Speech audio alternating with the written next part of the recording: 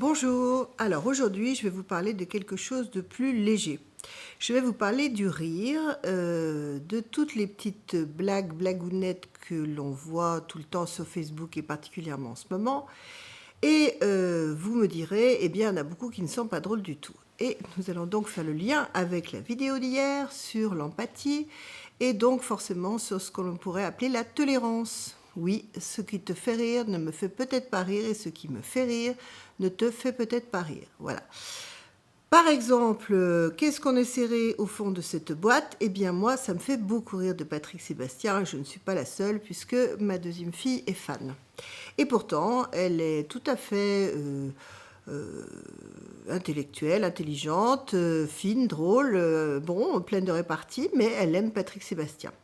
Donc tout ça pour dire qu'en fait, on peut avoir des goûts qui ne sont pas ceux de celui du voisin. Et alors? Donc l'idée, c'est quand même de supporter ça, de se dire qu'en l'occurrence, Patrick Sébastien, s'il a fait rire des milliers de gens comme Coé, comme tant d'autres, bon, ok, c'est pas notre humour, mais est-ce que c'est une raison pour le vilipender et pour dire, ah non, quelle horreur ça? Alors franchement, non, pas de ça ici, pas de ça chez moi.